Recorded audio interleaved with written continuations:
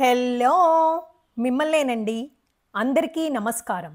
దివిని తాకే వాసన కదంబం ఒక దివ్య పుష్పం. దీని గురించి తెలుసుకోవాలనుకుంటున్నారా? వీడియో స్కిప్ చేయకుండా చివరి వరకు చూడండి. ఇది ఒక చెట్టు మాత్రమే కాదు, ఒక్కొక్క సన్నివేశం, ఒక శాశ్వత గంధ పరిమళం. ఇది కేవలం పూల వాసనే కాదు, దైవాల మాటల వాసన. లలితా సహస్రంలో కదంబ వనవాసిని నామం కాదది. అమ్మ తన నివాసంగా చేసిన ఒక పవిత్ర ప్రదేశం. కదంబవనంలో ఉపవాసన చేసినది లలితా పరాశక్తి. ఆ చెట్టు దరిలో పూజ చేస్తే అమ్మ మాట మౌనంగా వినిపిస్తుంది.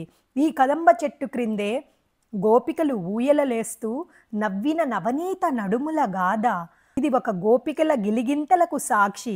రాధాకృష్ణుల ప్రేమాయణం ఈ చెట్టు నీడలోనే సాగిందని పురాణాలు చెబుతున్నాయి. అంజనాదేవి చేసిన తపస్సులో కదంబ వృక్షమే ఓ తాపసి.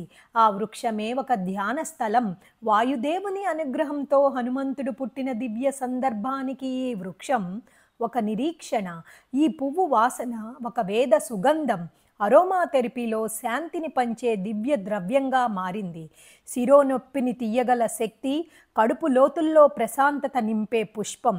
ఉత్తర భారతంలో దీనిని కృష్ణ వృక్షం అంటారు. దక్షిణ భారతంలో పార్వతీ వృక్షం అంటారు. కదంబం కేవలం ఒక అందమైన పుష్పించే వృక్షం మాత్రమే కాదు, అనేక సాంస్కృతిక, ఆధ్యాత్మిక మరియు ఔషధ ప్రయోజనాలను కలిగి ఉన్న ఒక విశిష్టమైన మొక్క. దీనిని హరిప్రియ పుష్పం అని కూడా అంటారు.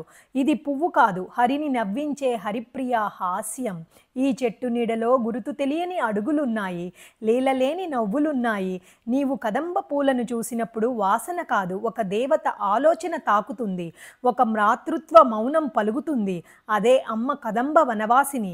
అదే వృక్షం శక్తికి సాక్షి, భక్తికి దారి చూపిస్తుంది. ఆధ్యాత్మికానికి, ఆరోగ్యానికి, అలంకారానికి ఒకే సమాధానం కదంబ పుష్పం. ఒక కదంబ పువ్వు పూసిందంటే ఆరోగ్యానికి ఆశీర్వాదం, హరిలోకానికి ఆహ్వానం.